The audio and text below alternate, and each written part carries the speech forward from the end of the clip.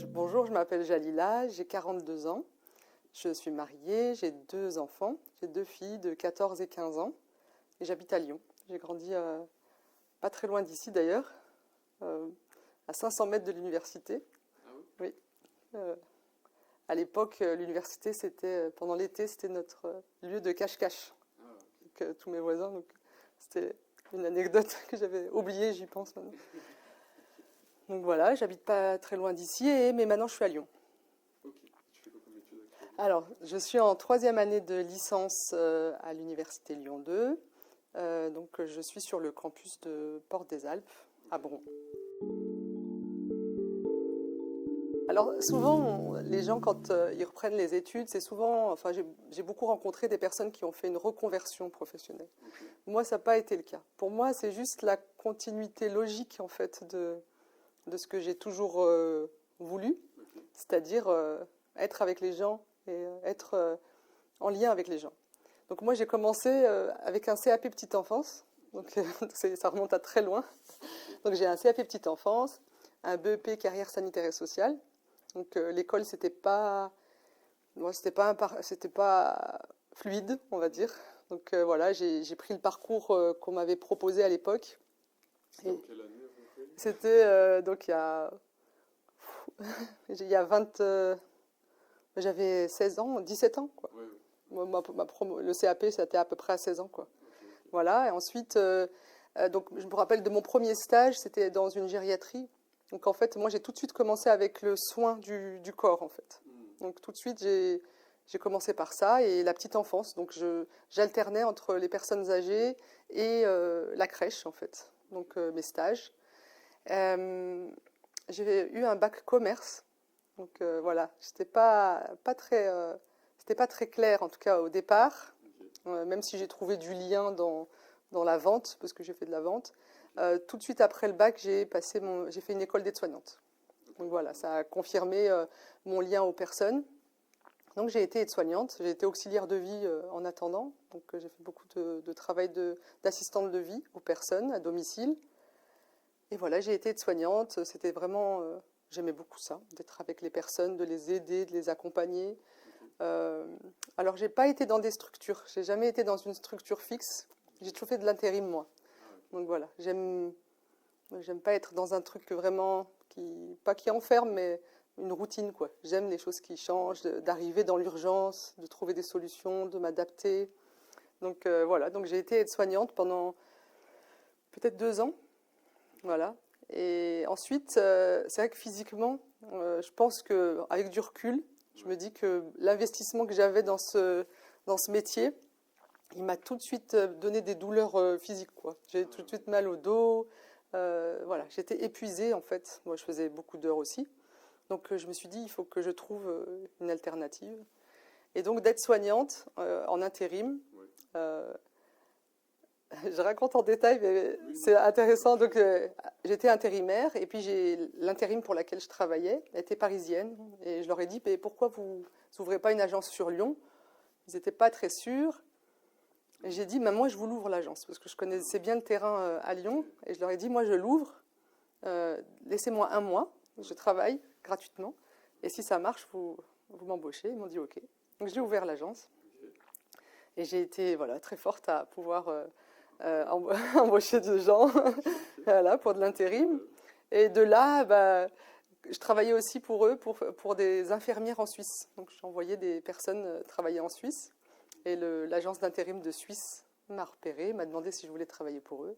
Et je suis partie en Suisse, Ok. travailler pour la Suisse. Voilà. Donc c'est comme ça que je suis rentrée dans l'administratif, en tout cas. Ça m'a permis de sortir de cet aspect physique.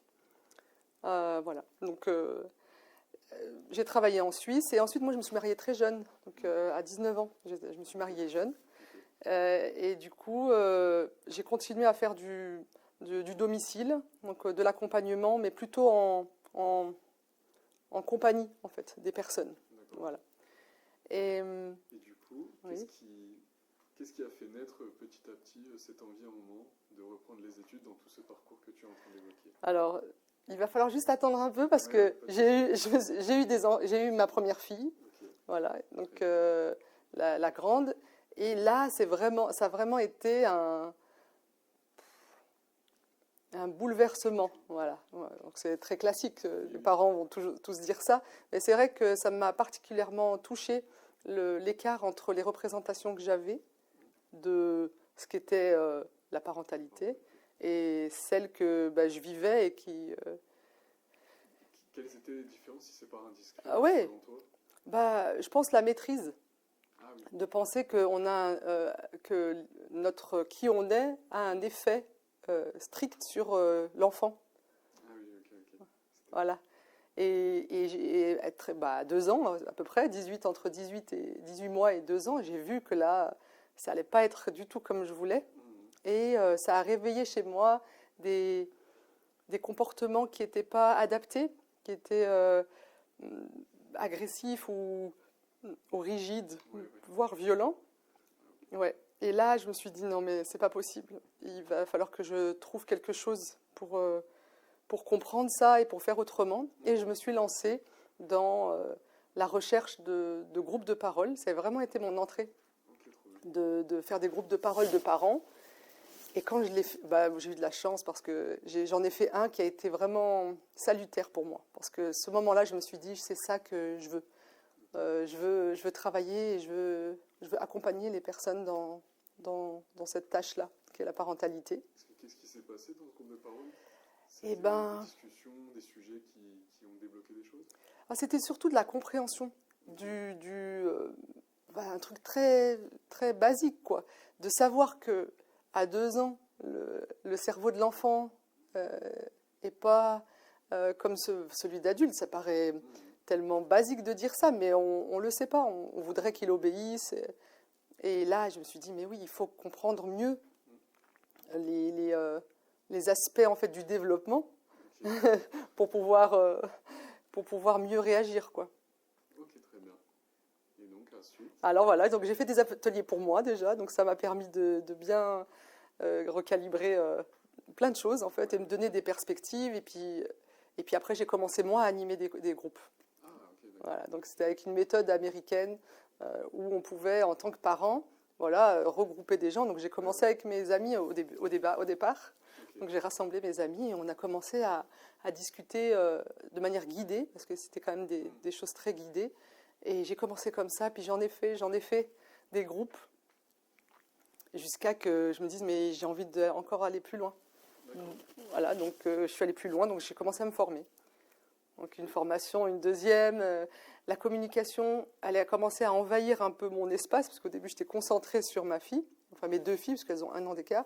Au début j'étais concentrée que sur ça, puis après je me suis rendu compte, mais en fait la façon dont on se parle, même les adultes, Exactement. c'est pas correct, c'est pas ok. Donc ça, voilà, à chaque fois ça élargissait mon champ du besoin de comprendre et de savoir comment on fait autrement.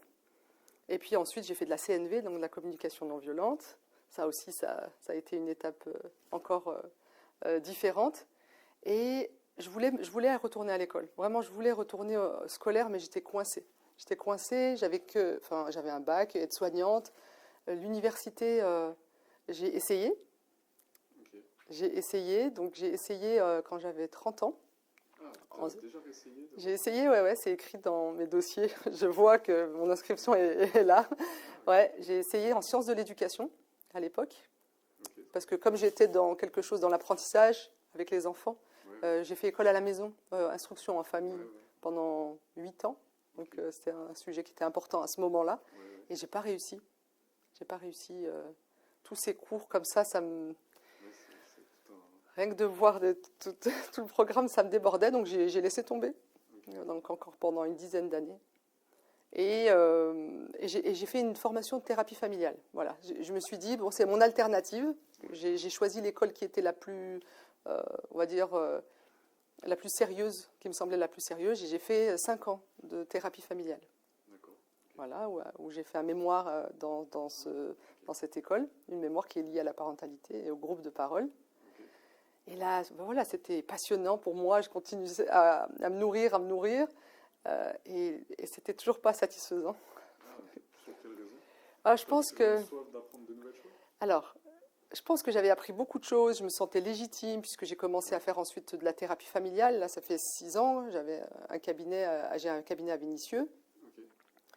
Mais il y a toujours cet aspect légitime, de la légitimité voilà, qui me titille en fait tout le temps, de dire mais c'est pas assez, c'est pas reconnu. Est-ce que ce syndrome peut-être un peu de l'impostrice, de l'imposteur, il vient du fait que tu n'avais pas de diplôme associé à ça ou c'est d'autres raisons? Ouais, ça peut être lié à d'autres aspects de ma personnalité, voilà, sur une partie de l'estime. Ouais, remettre en question, c'est une partie de l'estime, en fait, Ok. qui peut jouer là-dedans, mais quand même, face à nous, on a quand même aujourd'hui, c'est pas un débat, mais en tout cas, il y a voilà, c'est les psychologues et les praticiens, quoi. C'est pas pareil. Voilà, donc ça, c'était c'était mon premier élan, à la base, mais c'est plus le cas aujourd'hui. D'accord, ok. Et là, du coup, spécifiquement par rapport à cette licence Psycho 2, Lyon 2, quelles ont été rapidement les étapes qui t'ont amené à franchir le premier pas de l'amphi, jusqu'au premier cours de cette licence?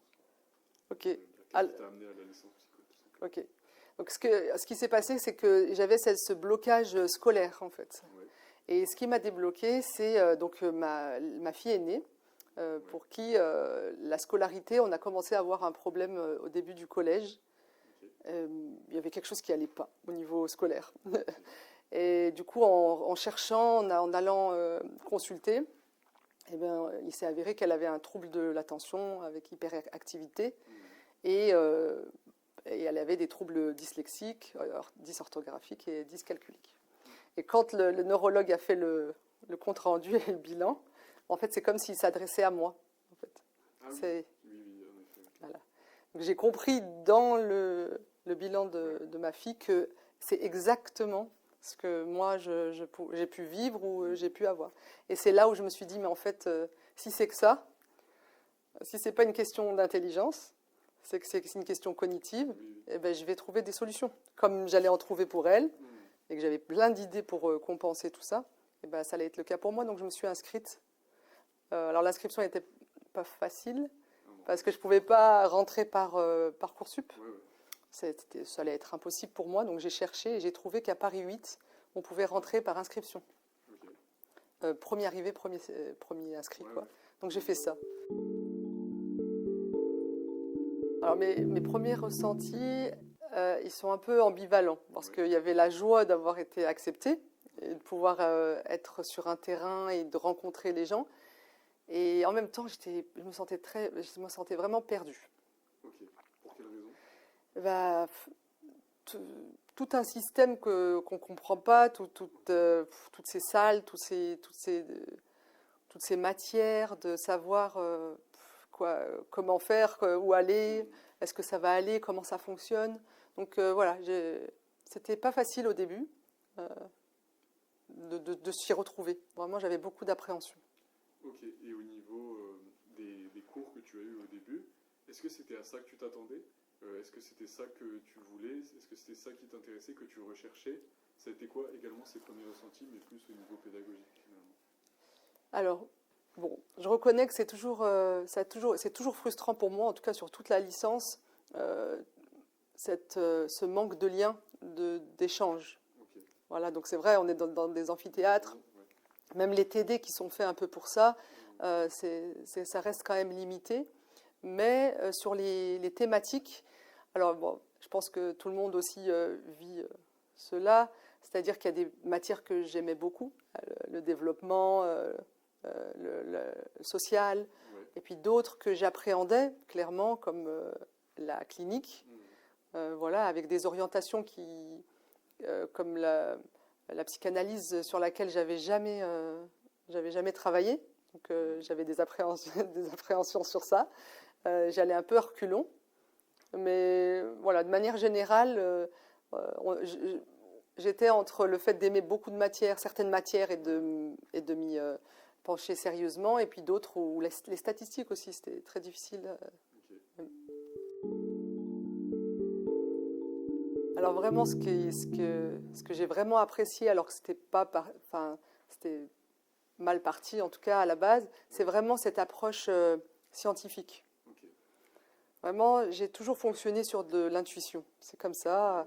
tout ce que j'ai fait jusqu'alors était lié à une intuition forte et souvent c'était juste. Mais ça suffit pas, l'intuition. Et ce que j'ai vraiment aimé, c'est tous ces aspects où on nous a poussé à réfléchir, argumenter, synthétiser. Ça, c'est vraiment ce que j'ai le plus aimé. Et ça c'est là où ça s'est le plus révélé, c'est dans les TD. Oui. Et quand on avait des sujets à choisir et qu'on allait sur le terrain, vraiment, et qu'on a faire des revues de littérature, tout ça c'était nouveau pour moi. D'aller chercher ce que d'autres ont fait avant, de repérer ce qui manque, ou là on pourrait aller, ou voilà, les espaces qui n'ont pas été encore explorés. Ça, c'est vraiment ce que j'aime et ce que j'ai aimé.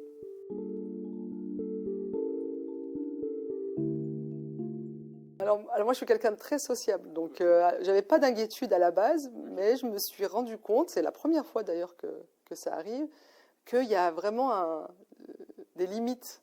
J'ai essayé et je vois qu'il y a plein de codes que j'avais pas, plein de comportements. Enfin voilà, même dans le TD, quand il faut se choisir en groupe, heureusement que j'ai des personnes de mon âge, quoi. Oui, je vais demander. Ouais. Est-ce qu'il y a d'autres personnes de ton profil malgré tout? Oui. On pourra en reparler, mais... Oui. Il y en a particulièrement une qui est avec moi depuis le début et on s'accroche l'une à l'autre pour ça, mais on ne peut pas toujours être toujours ensemble, etc. Et voilà, et je sais pas, même pour le vouvoiement, par exemple, ils n'arrivent pas du tout à me tutoyer, malgré mes efforts. Même si tu leur dis tutoiement. Ah oui. Ils me vouvoient, c'est comme s'il y avait une petite distance. Tout le temps, elle existe. Et même quand on arrive un peu à ce qu'elle se lâche, on arrive à des limites au niveau relationnel qui sont au niveau du travail peut-être aussi, où moi j'ai une exigence très forte. Voilà, je suis là, je peux pas. Il faut que tout soit. Faut pas laisser passer de choses, quoi. Si on fait un dossier ensemble, moi je peux rester jusqu'à très tard ou travailler très dur, et puis des fois, peut-être que souvent, peut-être qu'ils voyaient que c'était pas, c'est bon, que j'en faisais trop peut-être. Je pense qu'on a tous été jeunes, donc on avait. Mais là, avec le recul, moi j'ai travaillé en entreprise, j'ai travaillé en équipe, donc on a une façon de voir la vie qui est un peu différente. Où eux, ils vont beaucoup s'agacer, critiquer, enfin sur les groupes WhatsApp. Voilà, des fois ça envahit même toute cette. Des fois ils sont négatifs, ils se plaignent tout le temps et en masse comme ça sur 300 élèves. Voilà, là où moi j'aurais aimé relativiser, qu'on trouve des solutions, c'est pas toujours le cas, quoi. Et du coup ça crée un petit peu un écart. Alors, je ne sais pas si c'est lié à mon âge ou à mon expérience ou à ma personnalité, mais c'est vrai que j'ose tout le temps. Moi, dès que je sens qu'il y a une possibilité de demander quelque chose, de pouvoir créer du lien, je vais le faire. Okay. Donc effectivement, j'ai pu avoir discuté avec certains des enseignants, mais c'était pas le besoin de montrer ou de montrer ma particularité, etc. Mais c'est vraiment de de parler de mon projet de master, par exemple. Okay. D'accord, j'ai pu avoir, par exemple, un entretien avec un enseignant où j'ai pu lui parler de mon projet, où il a pu me conseiller. Donc, je projette loin, en fait. Donc, comme une étudiante classique, finalement. Tu t'es mis vraiment dans cet état d'esprit. Ah oui. Tu ne te sentais pas différente dans ta façon d'apprendre les choses. Tu étais vraiment là pour apprendre, et comme une étudiante. Ouais. Et puis, je dirais même plus que j'ai été vigilante de ne pas avoir cette posture de j'en sais plus parce que je suis plus âgée. Ouais. Vraiment, je voulais... il fallait de l'humilité. C'est vrai que par l'expérience et le parcours, j'ai vu plein de choses, j'ai entendu plein de choses, mais ça ne voulait pas dire que tout était acquis. Donc, je me mets vraiment dans la peau de l'étudiant.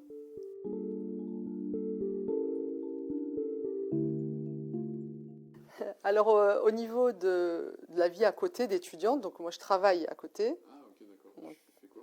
Alors, je continue à faire de la thérapie familiale Ok, très bien. dans le cabinet et je fais de la formation professionnelle Ok, à côté, donc aux assistantes maternelles et aux auxiliaires de vie. ok, d'accord. Donc ça prend en plus du temps de tes cours. Oui. Et à côté, donc j'ai mes 2 filles et ma vie de famille, quoi. Alors, ce qui est vraiment, on va dire, sans quoi j'aurais pas pu faire ces études-là, c'est vraiment le soutien de ma famille. Ta famille. Ouais. Vraiment, mon mari est vraiment celui qui a repris toutes les fonctions que je pouvais avoir, et voilà, et sur lesquelles ça repose sur lui maintenant. Donc, c'est un peu long, mais sans ça, j'aurais pas pu faire ces études. Bah, je pense que si je m'étais posé les questions, j'aurais jamais repris. Ouais. Si si j'avais réfléchi et dit oui, qui va gérer ça ou comment on va faire, j'aurais jamais fait. Bon, c'est un peu mon fonctionnement, c'est de me lancer et puis après de voir que il faut faire différemment. Donc c'est en se lançant qu'on a vu qu'il fallait faire autrement. On a dû s'adapter. Tout le monde a dû s'adapter dans la maison. Les filles, elles ont pris plus d'autonomie, voilà, et plus de collaboration dans la famille. Alors moi, ce qui a été déterminant au niveau des apprentissages, vraiment, c'est l'intelligence artificielle. Ok. C'est l'IA. L'IA. Oui. Ok. Je pense que s'il n'y avait pas eu l'IA, j'aurais pas pu. Je sais pas, mais je pense que j'aurais pas eu les notes que j'ai. En tout cas, j'aurais pas pu débloquer certaines choses. Ok. Si je te donne un exemple, par exemple en statistique. Mm.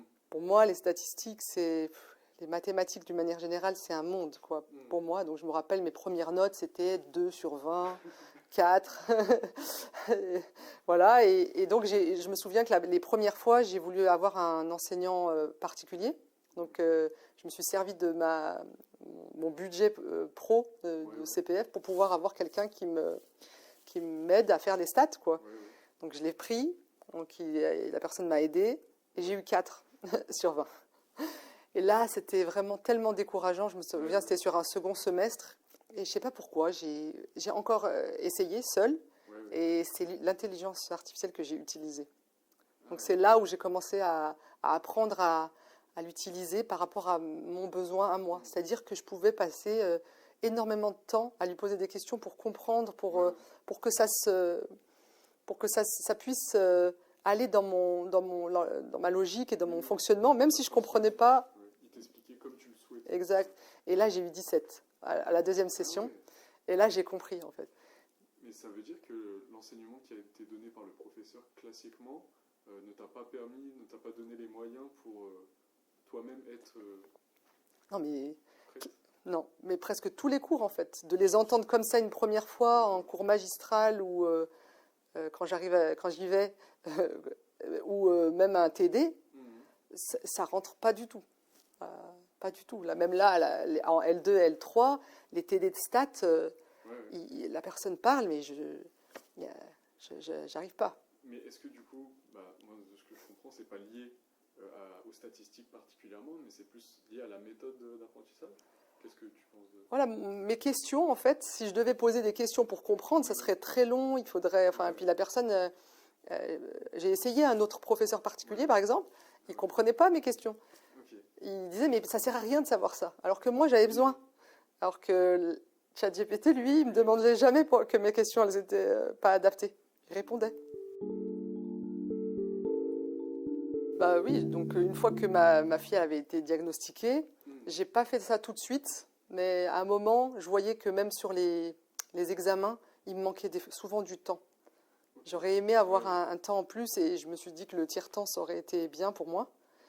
Ouais. Donc j'ai entrepris les démarches pour pouvoir voir comment ça se passait pour moi, est-ce que même si j'avais l'intuition que c'était ça, et donc j'ai eu de la chance parce que j'ai retrouvé tous mes bulletins scolaires depuis la primaire. Donc j'ai pu faire toutes les démarches et jusqu'au neurologue pour pouvoir diagnostiquer à moi aussi un TDAH, même si j'ai beaucoup compensé. Le fait de reprendre les études, ça a accentué en fait tous ces troubles-là. Donc en fait, si tu veux, je vais pas me poser la question, je vais jamais me dire oui, c'est à cause de ça. je vais toujours me dire comment je fais pour trouver le chemin pour y arriver quand même. Oui, oui. Et donc l'IA, ça fait partie de ça. D'accord? Par exemple, même dans apprendre par cœur, donc sur la mémoire de travail, très très difficile pour moi d'apprendre par cœur. Donc j'ai développé, enfin tout ce que j'ai pu voir avec ma fille, je l'ai fait moi, dessiner, faire des jeux mémotechniques pour retenir, etc. Donc j'ai développé plein de stratégies. Alors oui, une fois que j'ai mis le pied dans la licence, mon objectif c'était le master. Depuis le départ, l'objectif c'était le master de développement. D'accord. Donc c'était l'objectif principal, j'en ai pas d'autre. Donc souvent on dit mais il faut un plan A, un plan B. Bon, je vois pas je voudrais pas faire autre chose que ça.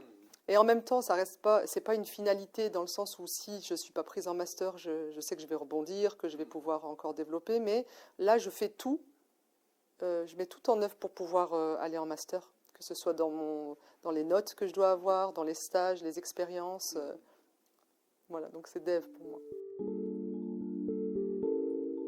Alors il y a des parties que j'ai complètement investies, comme alors là la bibliothèque à Lyon 2 elle est en travaux, donc voilà, mais je vais beaucoup à la bibliothèque de l'ENS Lyon, donc je reste énormément de temps là-bas, énormément de temps, vraiment la bibliothèque ça a été une découverte de travailler à l'extérieur de la maison, de pouvoir réviser là-bas, c'était un temps vraiment précieux, qui l'est toujours d'ailleurs.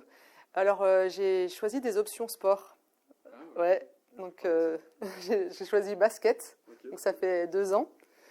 Bon voilà, c'était un peu difficile au début, ça faisait longtemps que je faisais plus de sport, mais j'ai vraiment beaucoup aimé. En fait, ça m'a fait reprendre en fait une vie, on va dire un peu plus complète. Donc j'ai fait musculation et basket. L'année prochaine, j'aimerais faire boxe au prochain semestre. Donc voilà, c'est ce que j'ai pu profiter de ça. Après le reste. La maison des étudiants ou les endroits communs. Et justement, est-ce qu'avec ton profil, tu t'es senti pas trop... Enfin, tu t'es dit c'est intéressant ou tu t'es dit c'est pas trop mon moment? En fait, c'est plutôt l'ambiance bruyante qui était difficile pour moi. Donc ça aurait pu être sympa, mais c'est vrai que voilà, je m'y sentais pas trop à l'aise, donc j'y allais pas beaucoup. Alors, ce que je lui dirais, c'est de ne pas se mettre de limites là où il n'y en a pas encore. Voilà, c'est vraiment... Alors, parce que les limites, elles existent, vraiment, qu'elles soient financières, contextuelles, etc., mais de ne pas les anticiper. Et moi, je crois que c'est ce qui m'a permis d'aller jusque-là. C'est-à-dire que même si on pouvait m'avertir ou me dire « mais attention à ça, à ça, à ça », tant que moi je ne le touche pas du doigt, alors ça n'existe pas. Parce qu'effectivement, à chaque fois que j'ai été confrontée à une problématique, j'ai trouvé une solution, donc j'ai pu aller encore plus loin. Donc voilà, c'est vraiment ce que je dirais, de ne pas se donner de limites là où il n'y en a pas.